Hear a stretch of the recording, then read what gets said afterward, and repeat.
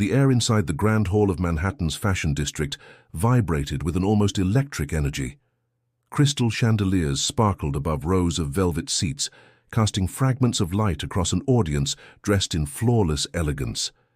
Cameras clicked in rhythm, catching every flicker of silk and shimmer of sequins. This was no ordinary night. It was the season's most anticipated show, where the world's most influential eyes gathered to decide what would be considered beauty tomorrow. Yet, beneath the polished surface, something unexpected was about to shatter the illusion. As the models glided down the runway, 4 masked figures stormed the stage. Their boots pounded against the polished floor, cutting through the music. Their movements sharp, fast, deliberate. The crowd gasped in unison, a collective breath sucked from the room. A woman clutched her pearl necklace. A man stumbled from his seat, nearly tripping over the aisle. Phones shot up into the air like a forest of arms, capturing chaos before understanding it. Panic wasn't far behind. "Everybody stay down," one of the intruders shouted, his voice muffled but firm. No weapon gleamed, but the threat lived in the command, heavy enough to spread fear. Security scrambled from the corners, but they were too slow, uncoordinated against men who seemed to know exactly where to move. The thieves weren't smashing cases or grabbing purses. Their purpose was stranger, more calculated, as if they came searching for something only they understood. And in the middle of the confusion, pushing his mop bucket aside, stood Marcus Hayes. To most, he was invisible, a janitor in his faded blue uniform, 40-something, broad-shouldered but quiet, a man who swept floors while others drank champagne above them. But Marcus didn't panic. He didn't scream, didn't run. His eyes narrowed, catching the patterns in the intruders' movements, subtle signals in their body language, coordination that most people wouldn't notice. The hairs on the back of his neck lifted, not from fear, but recognition. While the audience ducked and trembled, Marcus stood still, his hands tightening against the handle of his mop, as though it were an anchor. He had promised himself he'd left that world behind, the world that taught him to read danger like lines on a page, yet here it was again, dragging him back without warning. In that moment, Marcus wasn't just a cleaner in the background of a glamorous show. He was a man with a hidden past, one that could change everything if it ever surfaced. Before we dive deeper into how this ordinary night unraveled into something extraordinary, I want to pause for a second. If stories of hidden strength, redemption, and human resilience speak to you, make sure to subscribe to this channel. Every tale we share carries not only suspense, but also lessons that remind us how extraordinary lives often hide behind the ordinary. Now let's return to Marcus, because his silence in that moment was not weakness, it was calculation. The crowd's panic rose into a storm. One model cried as she stumbled off the runway, her gown tearing at the seam. A man in the front row tried to push toward the exit, only to be shoved back by the frightened press of bodies. Yet Marcus's gaze remained steady, locked on the thieves. He could see them signaling with barely perceptible nods, their timing almost military. It wasn't random. It wasn't clumsy. One intruder swept his arm across the line of security guards, as if predicting their moves. Another disappeared backstage, while the remaining 2 blocked the runway's exit points. Their actions weren't of desperate criminals. They were trained, disciplined. Marcus knew it because once, long ago, he had moved just like them. A shiver passed through him, not from fear but from the weight of memory. He clenched his jaw, forcing his expression to remain neutral, blending into the chaos like a man with nothing to offer. But inside, the old instincts were already awake, whispering questions he didn't want to answer. Who were they? Why here? And what did it mean for the quiet life he had built in the shadows? What no one in that hall could see was that the real story of the night wasn't on the runway. It wasn't even in the hands of the masked thieves. It was standing silently in the corner, hidden in plain sight, waiting for a choice he could no longer avoid. The morning after the chaos, the city woke with headlines screaming across every newspaper stand in Manhattan. "Masked crew storms runway," one tabloid read, its bold letters spilling across glossy photos of terrified models mid-stride. Social media was no calmer. Clips of the incident spread like wildfire, the runway attack becoming the talk of fashion bloggers and late-night hosts alike. Yet as the glamorous world buzzed about stolen moments of fear, Marcus Hayes quietly pushed his cart down the corridor of the same venue, mopping away traces of glitter and confetti that the reporters' cameras had ignored. The fashion district around him hummed with its usual contrast. On one block, high-end boutiques displayed gowns worth more than a year's rent in Brooklyn. On another, food carts sizzled with hot dogs and pretzels for workers rushing to catch the subway. Marcus moved between these worlds, belonging fully to neither. He cleaned the aftermath of parties thrown by people who never learned his name, then rode the train home among tired faces who had never tasted champagne. To Marcus, it was safer this way. The less people saw him, the freer he felt. Yet there were always a few who noticed. "Morning, Mr. Hayes." Elena Cruz's voice carried warmth as she balanced an armful of garment bags near the backstage door. She was in her late 20s, sharp-eyed, with the kind of relentless drive only someone raised in Queens and fighting her way into Manhattan's fashion elite could possess. Her dark curls framed a face that lit with quick smiles, though stress often chased behind them. "Morning, Elena," Marcus replied, his voice low, steady. He wrung out the mop and glanced toward her bags. "Need a hand?" "You already do enough," she said with a laugh, though relief flickered in her eyes when he lifted the heaviest bag from her arms. "Honestly, if half the staff here had your work ethic, Jonathan wouldn't be yelling at me every 5 minutes." At the mention of Jonathan Pryce, Marcus's jaw tightened almost imperceptibly. Pryce, the show's director, was as polished as the suits he wore, but his words often cut sharper than fabric shears. He carried himself like a man who believed his empire was built on taste alone, when in truth it stood on the backs of unseen labor. Sure enough, as if summoned by thought, Jonathan's voice echoed from across the room. "Cruz, those designs aren't here for decoration. Get them sorted." And Hayes, his gaze slid to Marcus, dismissive as one might look at dust. Less talking, more mopping. "This place needs to sparkle before tonight's press walk-through." Elena's smile faded, but Marcus only nodded, returning to his bucket. He had learned long ago that silence was sometimes the most powerful shield. Still, as he moved through the glittering venue, he absorbed everything. He noticed how models rehearsed with nervous precision, their shoes clicking like clockwork on the runway. He noticed Elena juggling instructions with a grace that masked exhaustion. He even noticed Jonathan rehearsing his lines for the press, his reflection in the mirror more important to him than the people moving behind it. And all the while, Marcus kept to the background, pushing his cart as though it were a natural extension of himself. But inside, thoughts stirred. He had built this invisible life carefully, a shell to protect what he didn't want the world to see. Each polished tile was another reminder. He was safe because no one looked too closely. Yet Elena did. Her kindness wasn't blind. She had noticed his calm during the chaos, though she hadn't pressed him yet. And Jonathan's disdain, while grating, was convenient. It made Marcus easier to overlook. He used that invisibility as armor, blending in where no one suspected a story worth uncovering. Outside, taxis honked in the September haze, and the smell of roasted peanuts drifted in from a street vendor.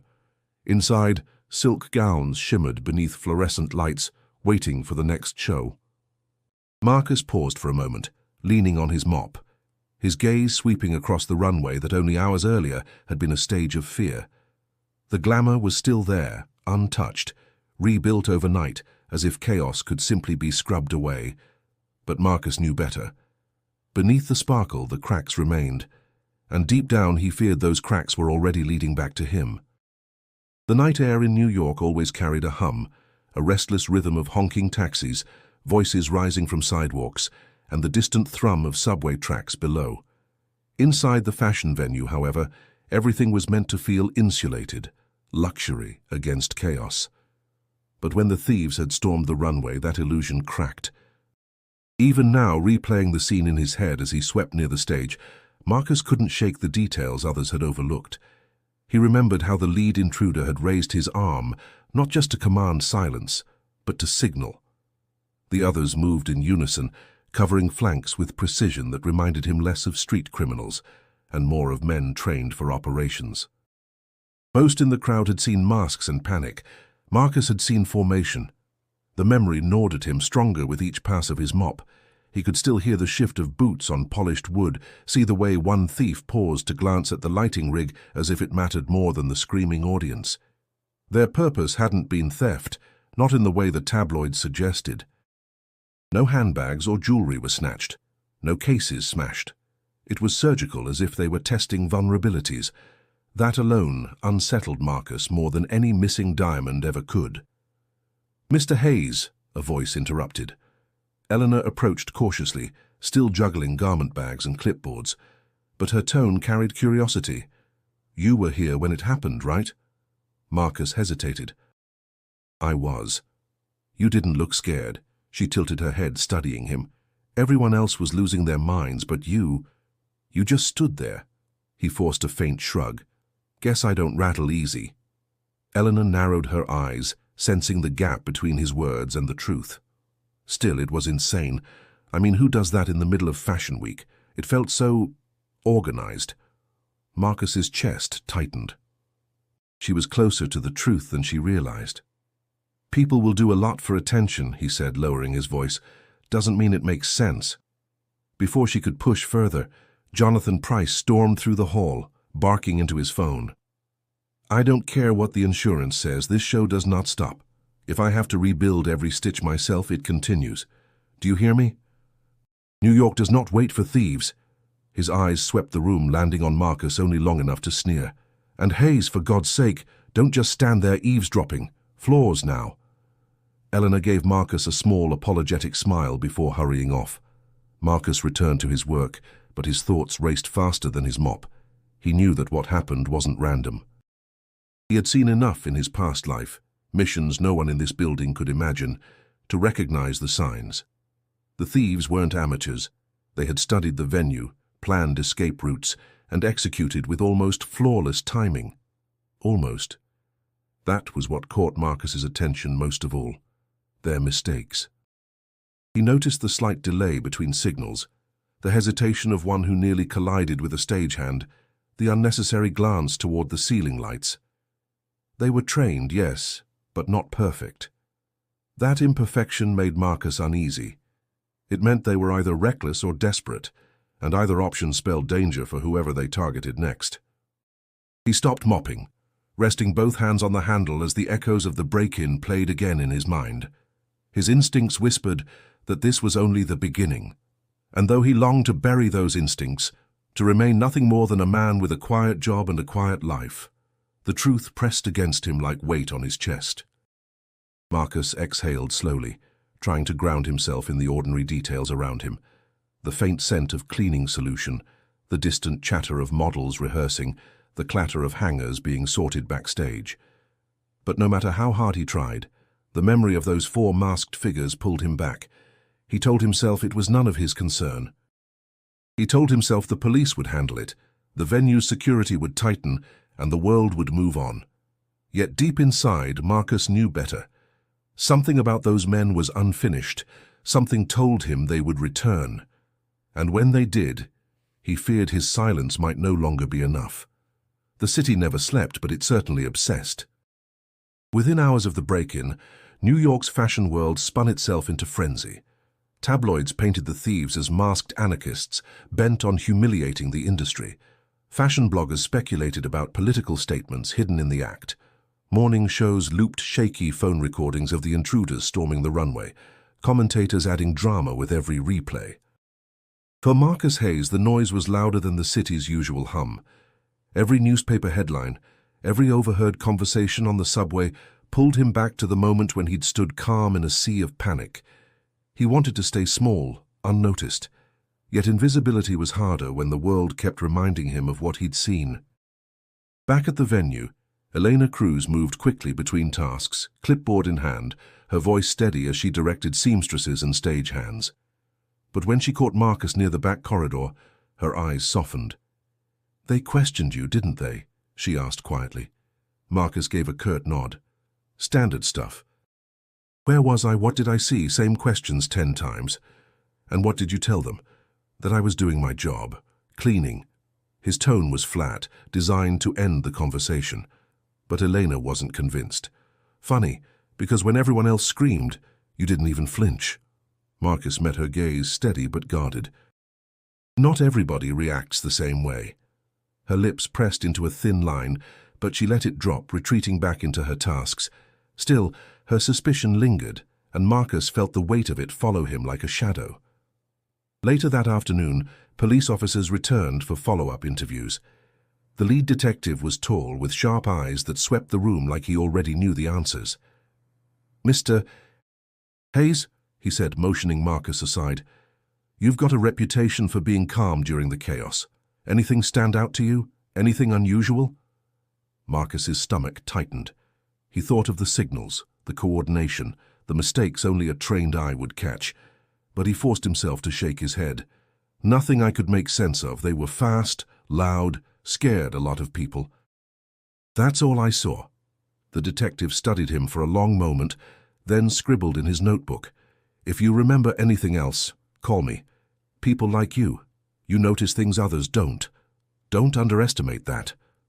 Marcus tucked the card into his pocket, his jaw set. The last thing he needed was the police digging into his life. When the officers left, Jonathan Price's temper filled the vacuum they left behind.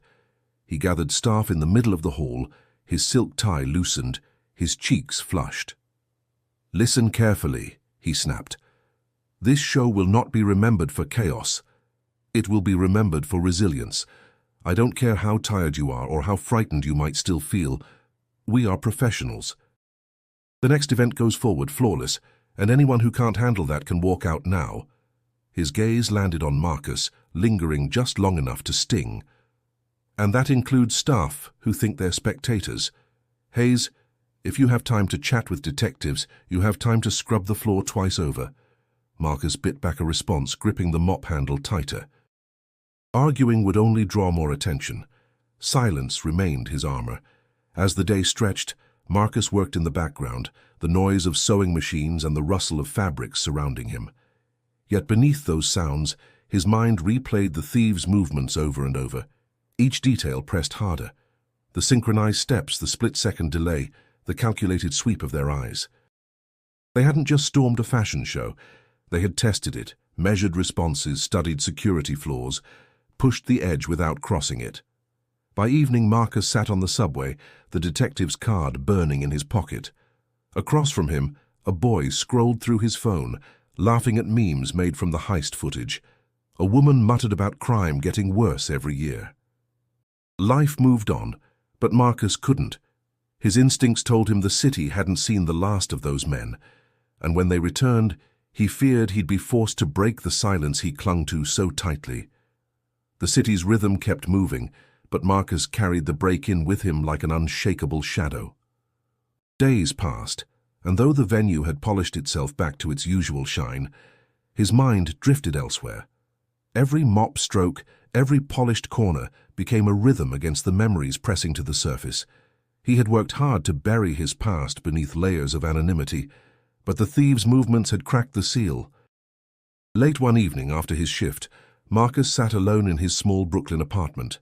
The place was modest, peeling paint on the window frame, the hum of the radiator filling the silence, but it was his sanctuary. He reached for the worn photograph tucked inside a drawer. It showed a younger Marcus in uniform, standing with a group of men whose eyes burned with intensity. Some faces blurred from the years, others sharp as yesterday. That life had been another world, one he had sworn never to revisit. The memories came in fragments. Atlanta summers where discipline began at dawn, running drills until sweat soaked through fatigues. The weight of a rifle balanced with the weight of responsibility. Long nights in desert heat overseas, where silence meant survival. He had been a soldier, precise and loyal, molded into someone who could read threats before they took form. That training had never left him, but so had the betrayal. "Hayes, you're too by the book," one of his former brothers-in-arms had once said, laughing as they planned a maneuver. He could still hear the tone, casual but laced with something darker. That same man later left Marcus stranded during an operation, a decision that forced Marcus to make choices no one should ever face. Choices that followed him back home, carving him into someone who no longer trusted easily. It was that betrayal that led him here. in a janitor's uniform instead of a commander's boots.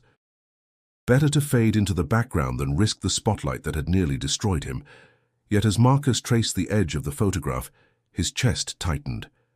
The thieves weren't just random criminals. Their patterns carried echoes of men he had once known, crews who lived in shadows of strategy and precision.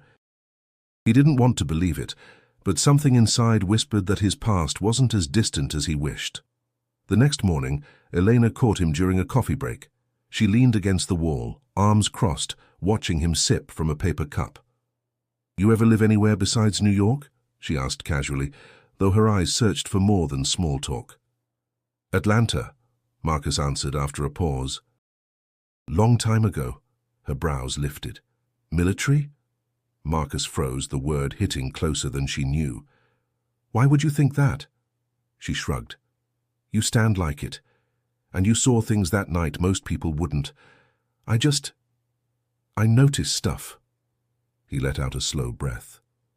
"Not everything you notice is meant to be talked about." Elena tilted her head, her voice softening. "I'm not trying to pry. But people underestimate you, I don't. Just know that."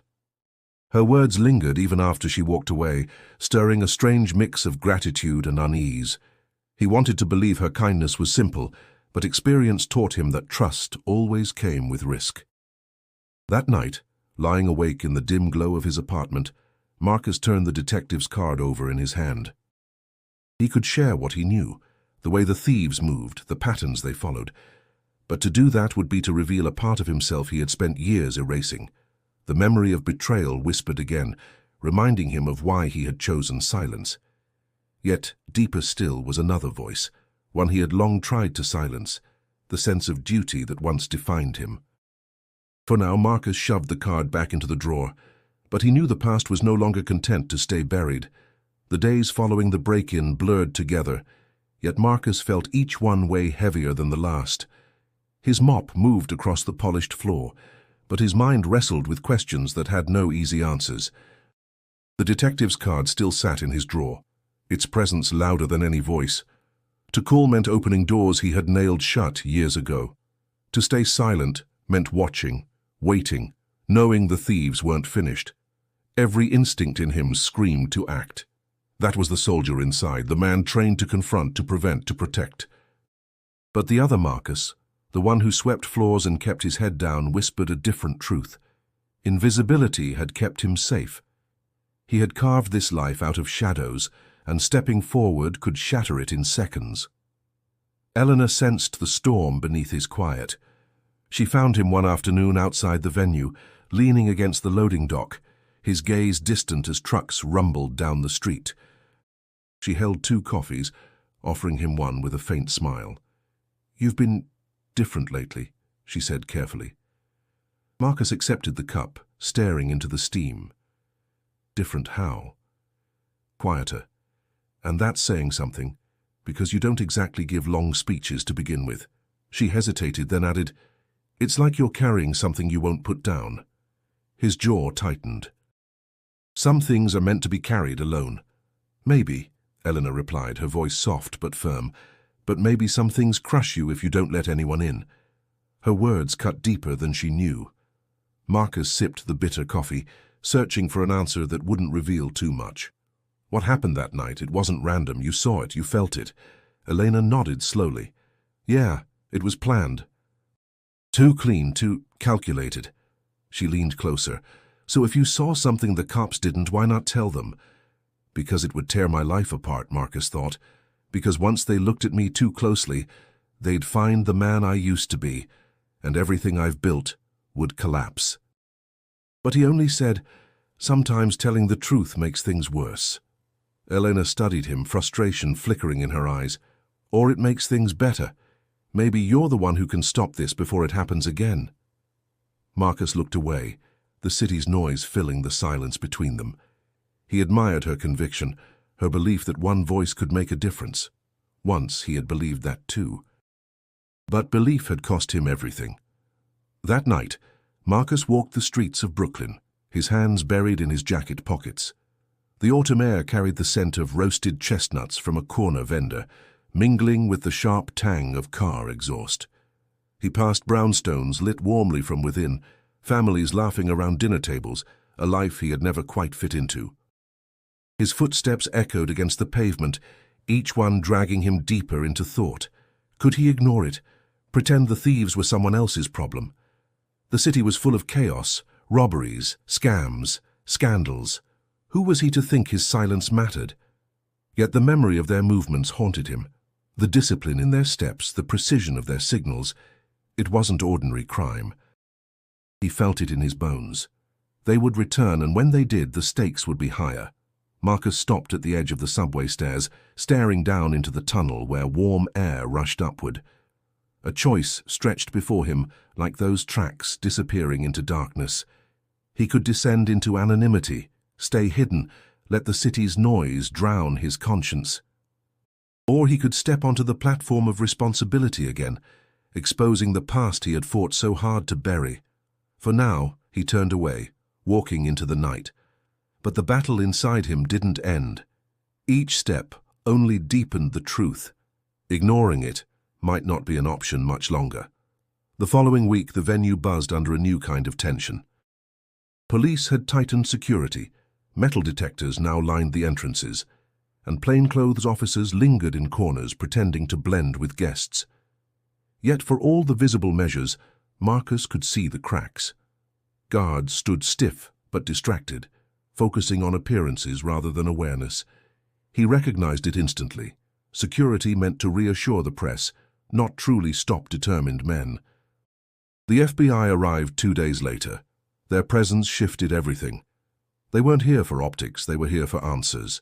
Agents walked through the venue with clipboards, sharp eyes scanning every corner.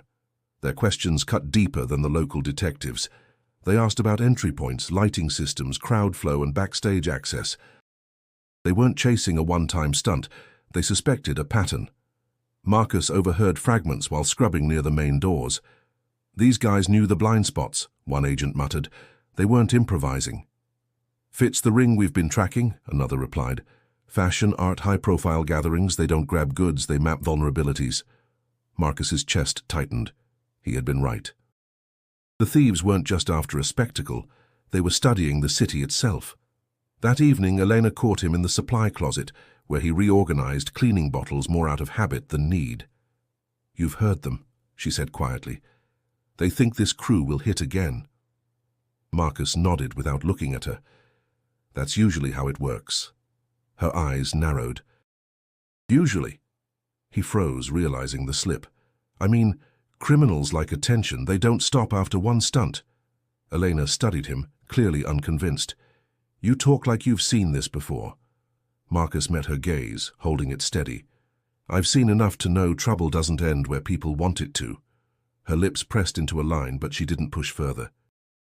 Still, he felt her curiosity gnawing at him, the way she lingered a moment longer before walking away. Later that night, Marcus boarded the subway back to Brooklyn. He leaned against the metal pole, watching the blur of tunnels rush past. Across from him, 2 men in suits flipped through papers, speaking in low tones.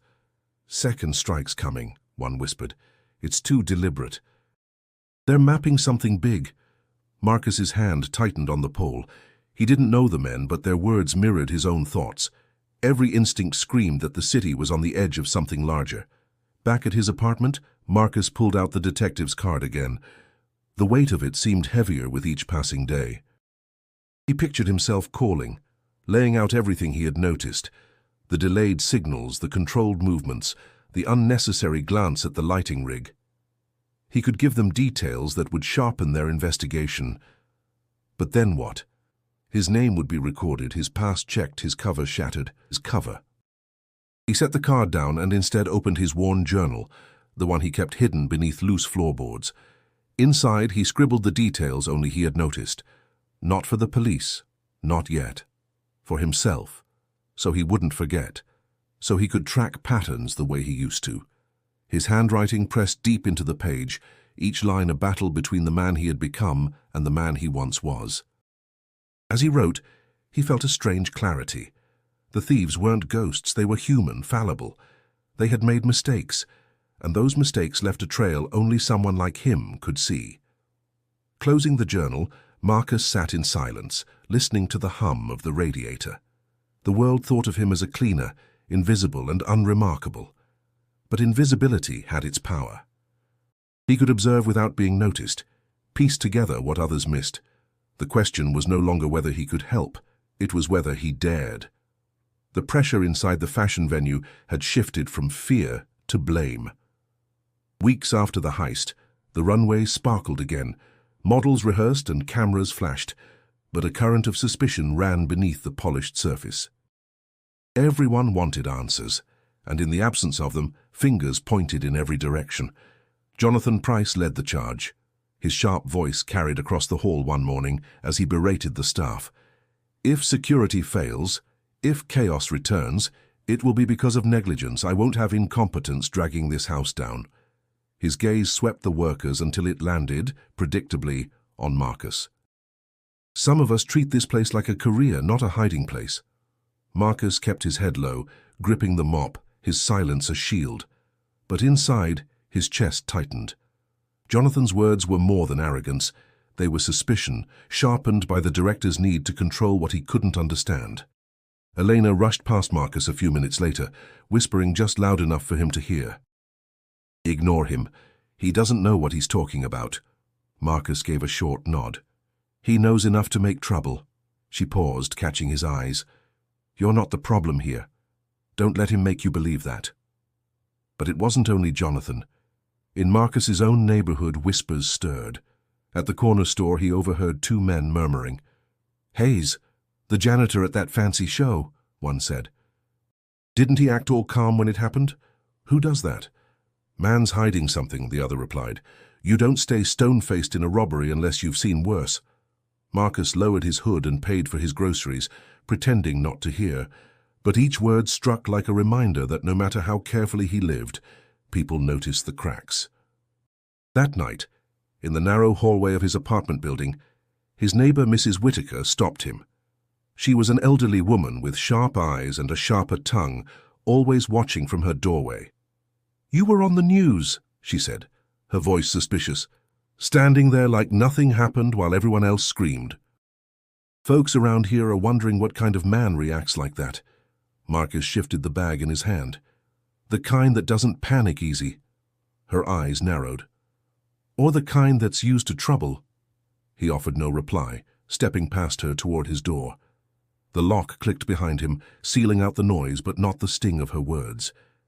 Inside, Marcus sank into his chair, staring at the ceiling. The past he had buried wasn't just pressing against him now. It was bleeding into his present, shaping how others saw him.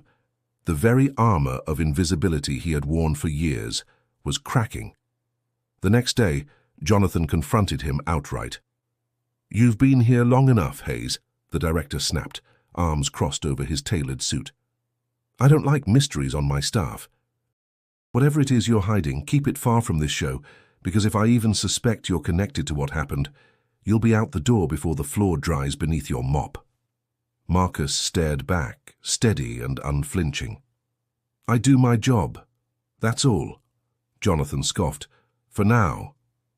As the director stormed off, Eleanor appeared at Marcus's side, shaking her head. "Don't let him get to you. He's terrified, and he lashes out at whoever can't fight back." Marcus gave a faint smile, though it didn't reach his eyes. "I can take it." "I know you can," Elena said softly. "But maybe you don't always have to." Her words lingered long after she left, planting a seed Marcus didn't want to acknowledge. For years, survival had meant standing alone, absorbing suspicion, hiding truth. But now, with the thieves still at large and attention turning toward him, he realized solitude might not protect him forever. Marcus had carried the weight of silence for so long that it felt like a second skin. But the fabric was tearing. Suspicion from Jonathan, whispers in his neighborhood, the sharp gaze of the FBI agents circling the venue, everything pressed him closer to a truth he could no longer hide. And Eleanor, with her quiet persistence and unwillingness to look away, became the one person who forced the words out of him. It happened late one evening after rehearsal. The runway lights dimmed, the hall empty except for scattered threads of fabric and the faint smell of perfume lingering in the air. Marcus gathered his supplies, but Eleanor lingered near the stage, arms crossed, eyes locked on him. "You're not who you pretend to be," she said softly. Marcus froze, his hand tightening around the mop handle. "I'm exactly what I look like." "No," Elena replied, stepping closer. "You watch too carefully. You move like you expect trouble before it starts, and you don't scare like the rest of us. That night, you looked like you'd seen it before." The words hung in the silence, heavy and unshakable. Marcus sighed, setting the mop aside. His voice was low, almost reluctant. "You want the truth? Fine. I wasn't always a janitor." Elena's brows furrowed. "Then what were you?" He hesitated, his chest tight. For years, speaking about his past felt like opening a locked door that should never be touched, but the lock was already breaking. "I served, army, special operations." Her eyes widened, though she didn't interrupt. "I was trained to see things. Patterns, threats, mistakes people don't notice. It became second nature, and it kept me alive." He looked away, his voice dropping. "But it also cost me everything. A mission went wrong. A man I trusted betrayed me, left me stranded. I came back with nothing but scars and silence. I couldn't keep living as that man, so I buried him. Took whatever work I could that kept me invisible." Eleanor's breath caught. "So when the thieves came," Marcus nodded, "I recognized it. Their movements, their discipline. They weren't just amateurs looking for cash. They knew what they were doing." For a moment, Eleanor didn't speak. The hall's quiet stretched, broken only by the hum of the air system. Finally, she whispered, "Why didn't you tell the police?" Marcus clenched his fists. "Because the moment I do, they start digging. They'll pull up my records, my failures, my mistakes. They'll drag the past I've spent years running from into the light, and I can't—" His voice cracked slightly before he forced control back. "I can't survive that again." Eleanor stepped closer, her eyes filled with something between sympathy and determination. "Marcus, hiding hasn't protected you. People already suspect you. Jonathan treats you like a criminal," your neighbors whisper. "At least if you speak up, you'll be telling your own story instead of letting others write it for you." Her words cut through him more sharply than Jonathan's insults ever had. Because they were true. Because he knew she wasn't accusing, she was reaching. Marcus turned away, staring at the dark runway. "You don't understand. The past doesn't just vanish when you face it. It stains everything it touches." "Maybe," Elena said gently. "But maybe it also gives you strength to face what's coming, and whether you like it or not, something is coming." Her conviction settled into him like a stone dropped into water, rippling through everything he thought he had controlled. He wanted to retreat into silence, but the walls of it were crumbling. For the first time in years, Marcus admitted to himself that the man he had been wasn't gone. He was only waiting. The city dressed itself in glamour once again, this time for a charity gala in Midtown Manhattan. The venue shimmered with chandeliers, velvet drapes, and a sea of designer gowns. Wealth and influence filled the room, laughter rising over the clink of champagne glasses. To the guests, it was a night of elegance. To Marcus Hayes, standing at the back in his uniform, it felt like bait waiting for predators. Every instinct inside him buzzed. He hadn't told the police, hadn't picked up the phone, but he had prepared himself. He studied the exits, the flow of security, the places where shadows lingered just a little too long. He saw patterns in how the guards rotated, where blind spots lived. And when his eyes swept across the balcony, he felt it. That same vibration in the air, the sense of precision hidden beneath disguise. Eleanor approached quietly, her gown simple but sharp, her role tonight more assistant than guest. "You feel it too, don't you?" she whispered. Marcus's jaw tightened. "They're here." She swallowed hard, scanning the glittering crowd. "How can you be sure?" "Because I recognize the quiet before the storm." The words proved true moments later. From the far entrance, two masked figures slipped inside with the crowd. Not clumsy, not rushed. They moved like guests until the music swelled and distraction bloomed. Then came the signals. A tilt of the head, a shift in position, the same choreography Marcus had burned into memory. This time they weren't storming the stage. They were probing deeper, toward the back corridors, the private rooms where valuables waited and where security presence was weakest. Marcus's pulse quickened. He blended into the staff, pushing his cart as though nothing had changed, but his eyes tracked each move. He saw one thief linger near the catering doors, another drift toward the auction table where art pieces waited. The coordination was tighter, the mistakes fewer. They had learned from the last attempt. Across the room, Eleanor clutched her clipboard, her breathing shallow. "Marcus, what do we do?" "Stay calm," he said firmly. "Don't draw attention. Watch." "But watch," he repeated, his voice carrying the command of a man she now knew he once was. The gala guests laughed louder, oblivious, as if luxury itself could shield them from reality. But Marcus's gaze narrowed on the intruders. He knew the police wouldn't arrive until it was too late. Security here was ornamental. If anything stopped these men, it had to come from someone who saw what others couldn't. He positioned himself near the service hallway, pretending to adjust his cart. When one of the masked men slipped toward that hallway, Marcus noted the way his hand brushed the doorframe, a subtle mark for the others. It was a signal, plain as day, to trained eyes. Marcus's heart pounded, the soldier inside rising no matter how much he wanted to bury him. He could intervene now, risk exposing himself, or let them move further, risk something worse.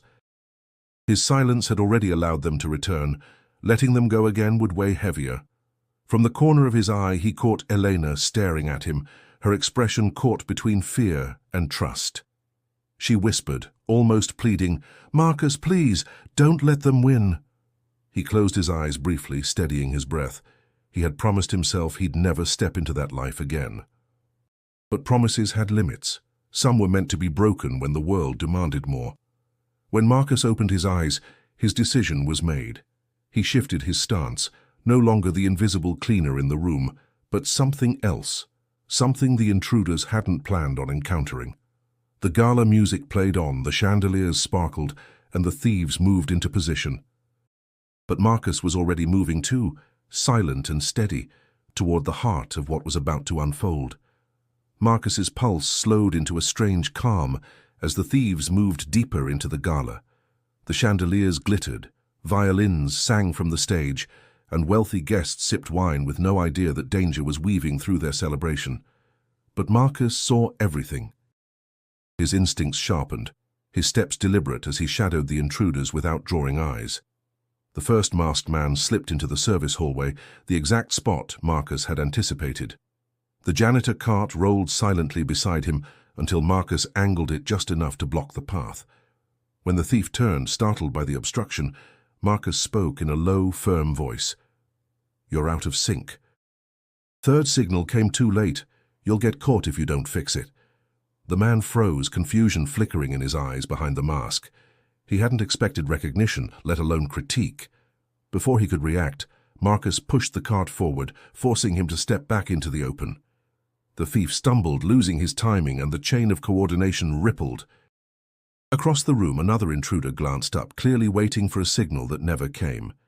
The hesitation gave away his position near the auction table. Marcus's lips pressed into a thin line. One disruption was all it took to unravel their precision. But security, untrained for nuance, noticed only Marcus's movements. A guard approached, his tone sharp. "Hey, you! What's going on here?" Marcus didn't flinch.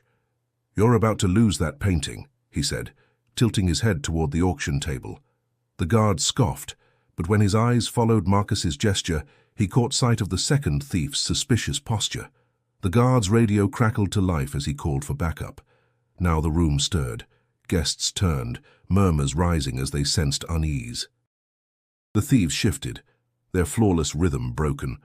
Marcus stepped away from the cart, blending again into the staff, but his mind worked quickly, tracing their next move. They'd retreat through the catering doors. He had seen one mark it earlier.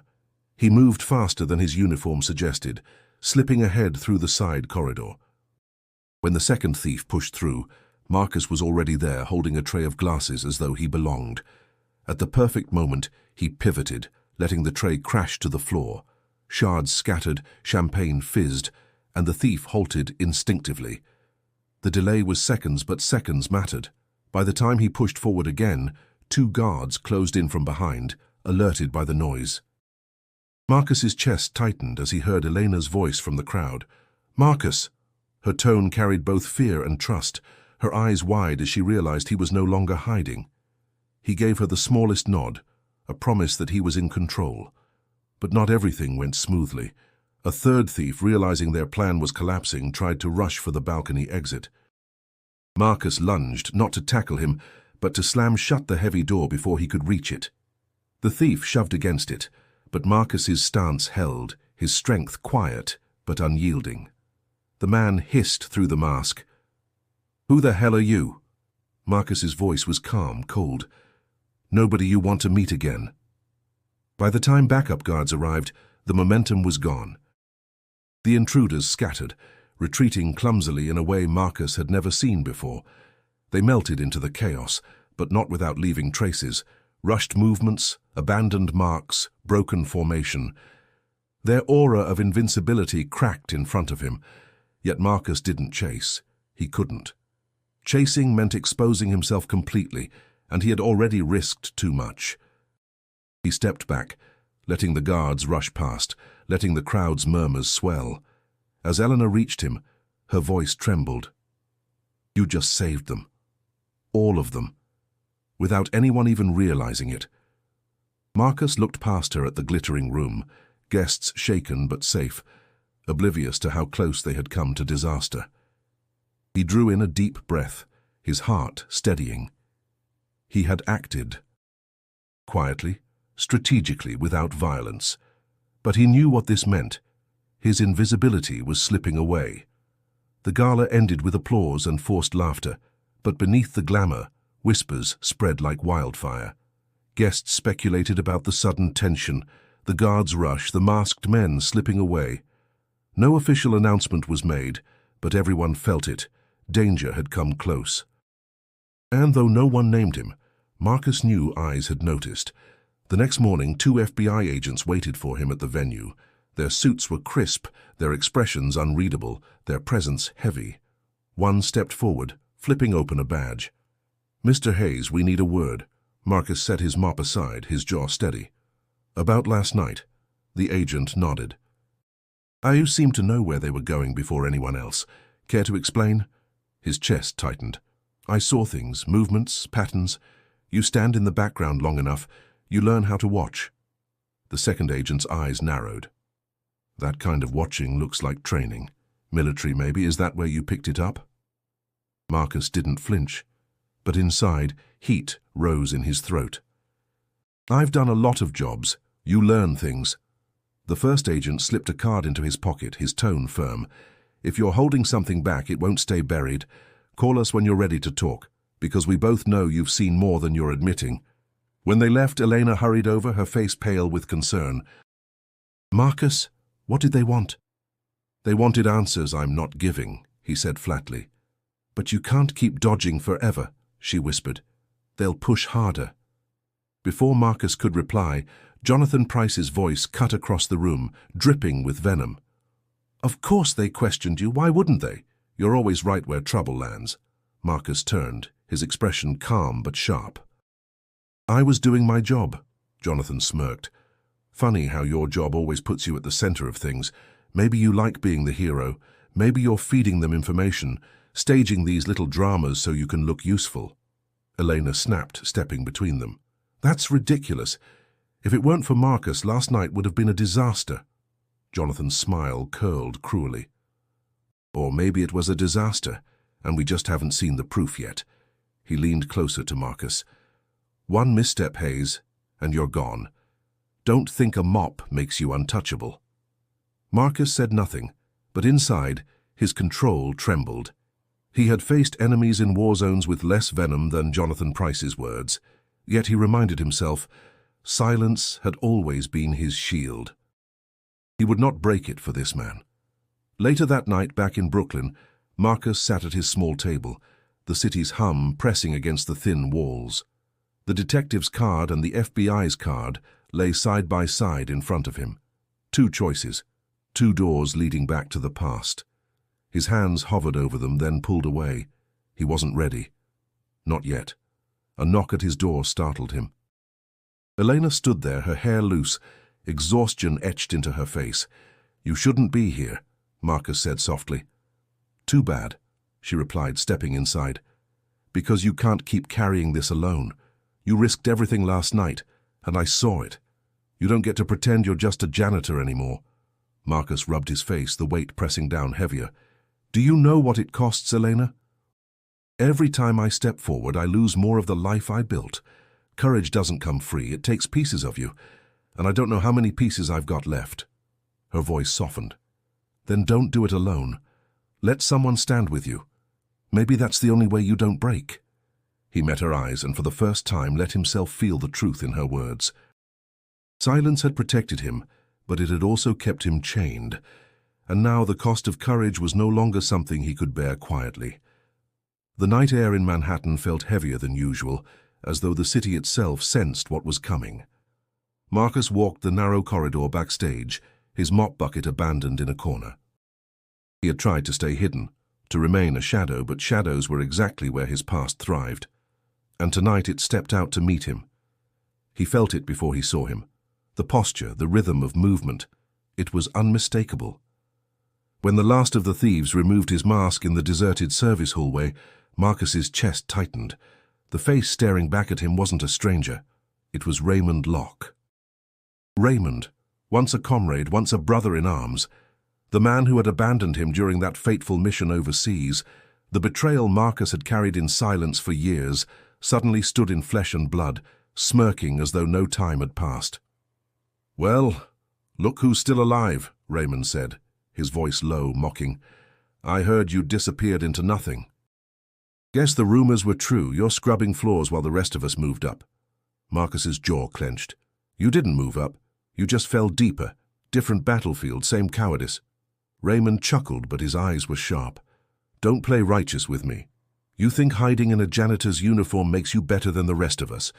We're survivors, Marcus. We take what the world won't give. That night in the desert, you froze. I left because you were dragging us down."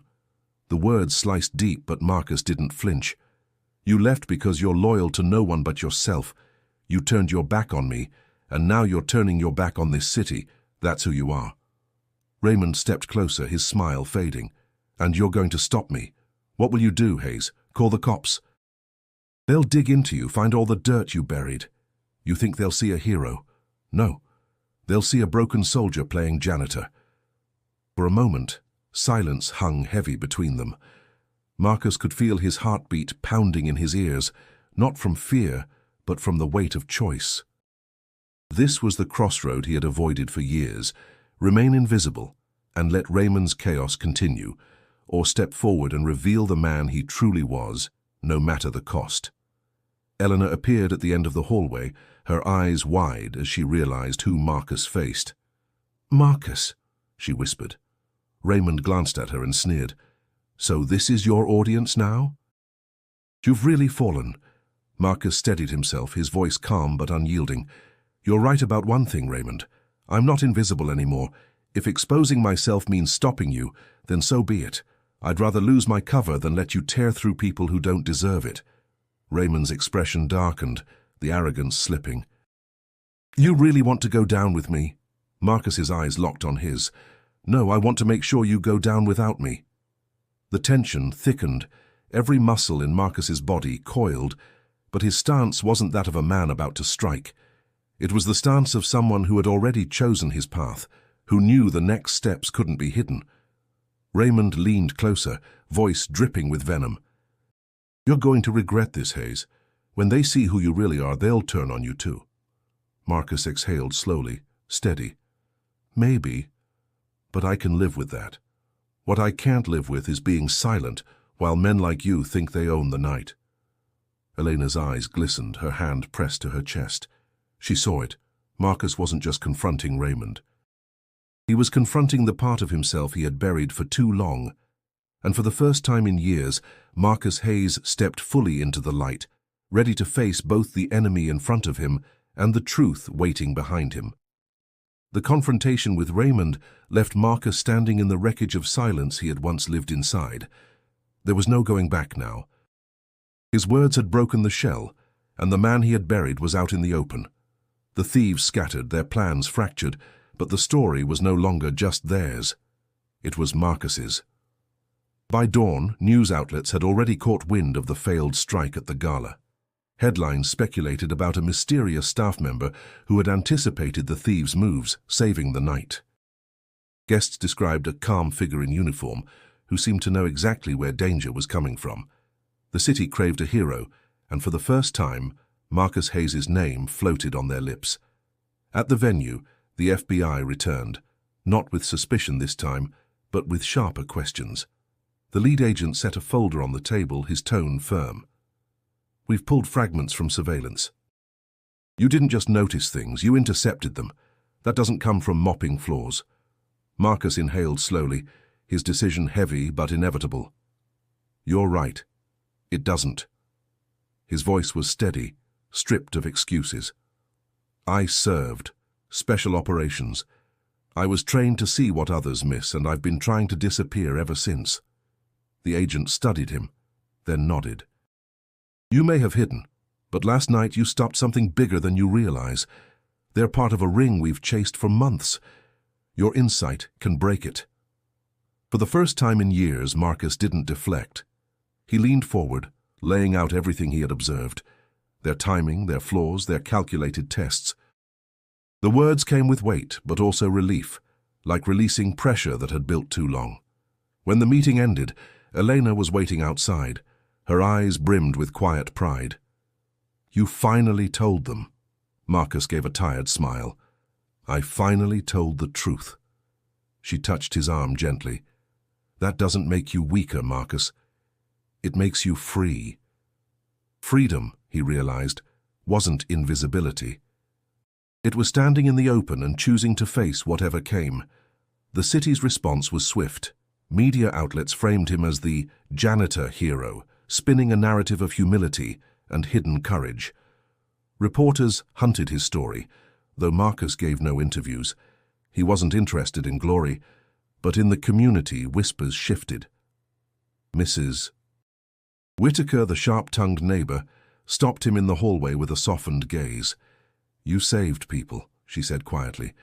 "Guess I was wrong about you." Marcus only nodded, not for validation, but because it felt like a closing circle. Jonathan Price, however, was less gracious. He cornered Marcus backstage, his tone dripping disdain. "So now you're the city's darling. Enjoy it while it lasts, Hayes. Fame fades, and when it does, you'll still be holding a mop." Marcus met his eyes calmly. "I'm fine with that. I know who I am now. That's more than you can say." Jonathan's face flushed, but he had no retort. Marcus walked away lighter than he had felt in years. Elena caught up to him, her voice carrying warmth. "You don't have to hide anymore. Whatever comes next, you've already proved who you are." Marcus looked around the bustling venue, the hum of preparation filling the air. For once, he didn't feel like a ghost drifting through other people's lives. He felt seen, not for a spotless floor, but for the man he had chosen to be. And though the fight with Raymond wasn't over, Marcus understood something vital. Redemption wasn't about erasing the past. It was about owning it, shaping it into strength, and using it to stand when the world needed it most. For the first time in years, he walked not as a man in hiding, but as Marcus Hayes, visible, steady, and unafraid. The storm had passed, but Marcus Hayes knew the city would never see him the same again. His name, once hidden in the folds of silence, now carried weight. He wasn't just the janitor sweeping floors in the background. He was the man who had stood steady when others fell to panic, who had broken a cycle of fear without raising a weapon. For Marcus, this wasn't glory, it was freedom. In the weeks that followed, the thieves' network unraveled. The FBI closed in with intelligence sharpened by Marcus's observations. Arrests were made, assets seized, and headlines shifted from speculation to triumph. Though Raymond Locke escaped capture for now, His shadow no longer controlled Marcus's life. The betrayal that once defined him had been confronted, and Marcus no longer carried it as a chain around his neck. At the venue, the next fashion show unfolded under brighter lights than ever. Security was tight, the press eager, but beneath the glamour, Marcus felt something different: respect. Stagehands nodded at him in quiet acknowledgement. Models smiled when he passed. Even the guards, once dismissive, now greeted him as an equal. He hadn't asked for recognition, yet it found him anyway. Elena walked beside him one evening after the rehearsal, her voice gentle but strong. "You've changed, Marcus. Not in who you are, but in how you carry yourself. You're not hiding anymore." Marcus smiled faintly. "Maybe I just got tired of being invisible." "You were never invisible," she said. "People just didn't look closely enough. Now they do." He nodded, her words sinking deep. For so long, survival had meant erasing himself. Now he realized survival could also mean standing firm, even if it meant being seen. Jonathan Pryce, predictably, still bristled at the attention Marcus received. He muttered about staff overstepping their place and rolled his eyes at the media's fascination. But Marcus no longer cared. Jonathan's words no longer pierced because Marcus no longer lived in Jonathan's shadow. He had reclaimed his own. At home in Brooklyn, the whispers in his neighborhood shifted too. The corner store clerk greeted him warmly. Even Mrs. Whitaker, sharp-eyed and suspicious only weeks ago, offered a rare smile. "Keep watching out for us, Marcus," she said. And for once, he didn't deflect the weight of her words. He accepted them. The greatest change, however, was internal. Marcus no longer felt the constant need to keep his past locked away. He understood that scars weren't meant to be hidden, but carried as proof of endurance. His betrayal, his battles, his silence, all had led him here to a place where truth and resilience mattered more than fear. Elena asked him one night, "So what comes next? Still mopping floors or something bigger?" Marcus considered, his gaze drifting toward the city skyline glowing against the night. "Maybe both. Floors still need cleaning, but I've got more to give. Maybe security work. Maybe consulting. Something where my eyes can be used for more than keeping tiles shiny." She smiled. "Whatever it is, you won't be doing it invisible anymore." Marcus let out a breath that felt like release. For the first time in years, his future wasn't a shadowed hallway but an open door. And as his story reached its end here, yours as a viewer continues. If Marcus's journey of resilience, truth, and redemption moved you, make sure to subscribe to this channel. These stories remind us that even the most ordinary faces can hide extraordinary strength. And don't stop here. Click the suggested video now appearing on your screen to keep following powerful tales like this one. Because beyond every story is another waiting to be uncovered. And sometimes, the quietest voices carry the loudest truths.